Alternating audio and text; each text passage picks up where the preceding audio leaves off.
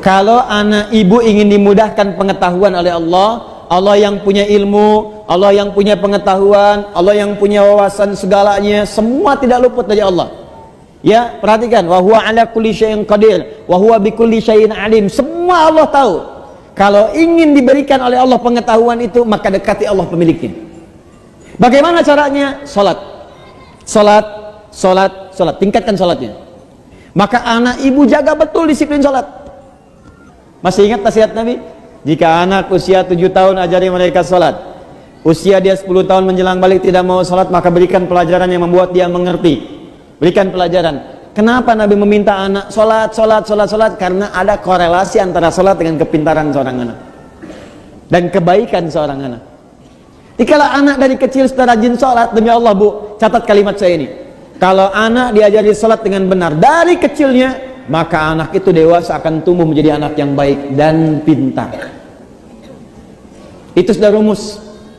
Ibu cek ya, Al-Kindi, Al-Ghazali, Al-Farabi, ya, Ibnu Sina, Al-Khawarizmi, Al-Battani, itu semua ulama-ulama ini dari kecil sebelum mereka belajar pengetahuan dididik oleh orang tuanya sholat. Kedua, Al-Quran. Al-Quran. Ini ada rumus langsung disebutkan oleh pakar Quran. Kalau dia baru terlahir, di usia setiap bulannya, maka putarkan Al-Quran setiap juz setiap bulan. Satu bulan satu juz. Berurut. Misal, bulan pertama dia lahir, juz 1 Al-Fatihah sampai 141, juz 2 142 sampai 253, juz ketiga ya 253 sampai dengan Ali Imran ayat ke-92, terus juz 1, juz 2, juz 3 sampai juz 30. Jadi begitu anak itu usia 30 bulan, dia sudah mendengar 30 juz. Dan bayi itu fungsi pertamanya pada pendengarannya, bukan pada penglihatannya. Ketika usia 30 bulan artinya 2 tahun setengah, 24 bulan 2 tahun, 6 bulannya setengah, 2 tahun setengah, dia sudah mulai bisa bicara. Dan dia sudah menghimpun di memorinya 30 juz Al-Quran. Anak itu, ini sepakat para pakar Quran, hanya tinggal diajarkan menghafal Quran 6 bulan, hafal Quran 30 juz. Di 3 tahun anak itu sudah hafal 30 juz. Ibu cari murattal 30 juz. Misal dengan speaker aktif atau yang lain, ibu putar aja di rumah 24 jam.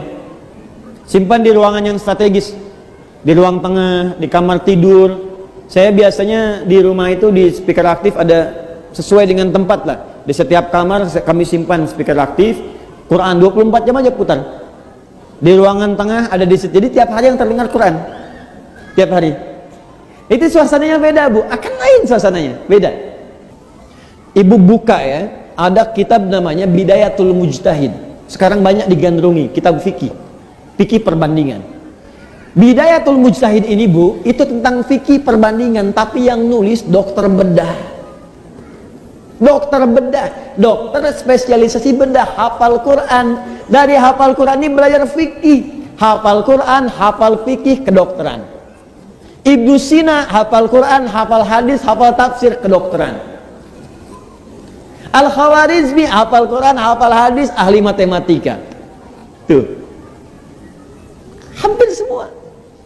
Ibu kalau nggak percaya silahkan. Dan saya coba memulai membuktikan itu, ternyata banyak dampak perubahannya, betul itu. Ya, saya belajar Bu, saya belajar. Dan ternyata fisika itu banyak yang bersinggungan dengan nilai-nilai keislaman. Ya, di bab gaya aja, gaya gerak sama dengan gaya dorong, F1 sama dengan F2. Ya, apa yang masuk itu yang keluar.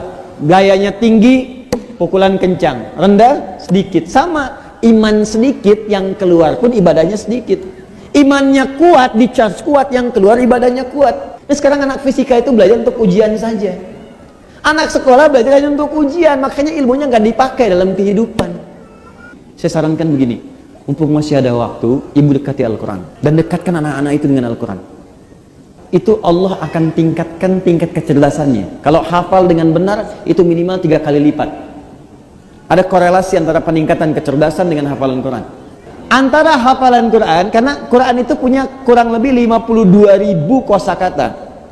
Penelitian menunjukkan orang yang banyak hafal kosakata itu akan berpengaruh pada wawasan. Dan karena dilatih cepat menangkap pengetahuan, Dilatih cepat menangkap informasi. Quran itu kan paling dahsyat, Bu. Belajar fisika, begitu disampaikan masuk, dibutuhkan keluar cepat. Biologi dihafalkan masuk, keluar cepat. Makanya orang dulu, orang Islam dulu, itu walaupun mereka ahli biologi, matematika, bahkan kedokteran, itu rata-rata semua penghafal Quran. Masya Allah, itu dan kepake ilmunya gitu.